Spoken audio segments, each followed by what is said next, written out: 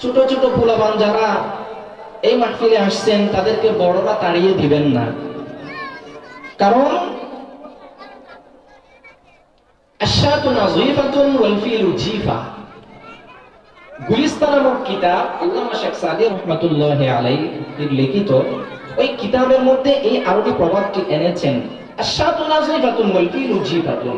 একটা হাতি আরেকটা ছাগল, হাতি বিশাল বড়, আরেকটা ছাগলের বাচ্চা একদম ছোট। ছাগলের বাচ্চা ছোট আর হাতি বড়, তারপরেও হাতি বড় হওয়ার পরেও মানুষের কাজে হাতি আসে না। কথা ঠিক না বেটি? মানুষের কাজে হাতি আসে না। অথচ একটা ছাগলের ছোট বাচ্চা, এটা যখন আপনি জবাই করবেন, যখন বিক্রি করবেন, 1 কেজি 1800 1200 এরকম করে বিক্রি হয়। হাতি জবাই করলে কেন হাতির গোশত নিবে? ডেড়া পাড়ার মধ্যে যারা হরিবদন আর মধুসূদন আছে তারাও তো নিবে না। কথা এরকম না। হাতি জবাই করলে হিন্দু পাড়ার মধ্যে যারা হরিবদন আর মধুসূদন আছে তারাও নিবে না। অথচ ঠিক তেমনি ভাবে তার বিপরীত ছাগলের বাচ্চা ছোট হওয়ার পরেও জবাই করে যদি আপনি বিক্রি করেন অথবা জবাই না করে জিন্দা বিক্রি করেন, তখন কিন্তু মানুষ তাকে হাজার হাজার টাকা দিয়ে নিবে। কারণটা কি? বনি আদমকে আল্লাহ সুবহানাহু ওয়া তাআলা সম্মানী জাতি বানাইছেন। আল্লাহ তাআলা কোরআনে বলেন, ওয়ালাকাদ কাররামনা বানি আদম। স্পষ্ট আল্লাহ কোরআনে আয়াত।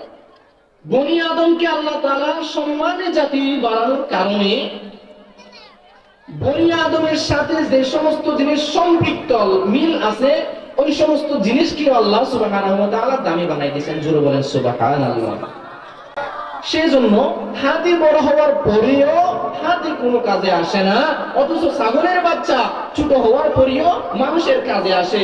ছোট ছাগল ওই হাতির চেয়ে অনেক মূল্য। ঠিক তেমনি ভাবে সমাজের মধ্যে কিছু এইরকম মানুষ আছে যারা হিন্দু, বৌদ্ধ, খ্রিস্টান, অমুসলিম, চাপাবাজ, চাঁদাবাজ, শয়তান, মূর্খ, মুনাফিক, এরকম কিছু মানুষ আছে। ওই সমস্ত মানুষের চেয়ে এই ছোট ছোট বাচ্চারা আল্লাহ সুবহানাহু ওয়া তাআলার কাছে আকাশচুম্বী তাদের দাম। সুবহানাল্লাহ। এমনকি কিতাবের মধ্যে এসেছে, খুব বেশি খেয়াল করবেন কথা, একটা হিন্দুর বাচ্চা একটা অমুসলিমের বাচ্চাও যদি খুব ছোটবেলা থাকা অবস্থায় যদি মারা যায়, একটা অমুসলিমের বাচ্চা, হিন্দুর বাচ্চা, মগের বাচ্চা ছোট থাকতে যদি মারা যায়, ওই বাচ্চাকে ইসলামী রীতিনীতির উপর ধরা হবে।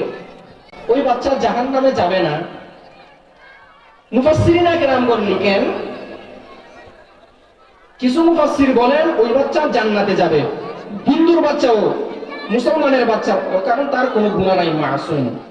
আর কিছু মুফাসসিরিনা কেরাম বলেন ওই বাচ্চা জান্নাতেও যাবে না, জাহান্নামেও যাবে না। জান্নাত আর জাহান্নামের মাঝখানে একটা আরাফ আছে, জায়গার নাম আরাফ, ওই আরাফে থাকবে। হুরানে বেহেশতিরা দুজখ বুদ আরাফ, হুরানে বেহেশতিরা দুজখ বুদ আরাফ, আজ দুজখিয়া পুরসকে আরাফ বেহেশতস, আজ দুজখিয়া পুরসকে আরাফ বেহেশতস।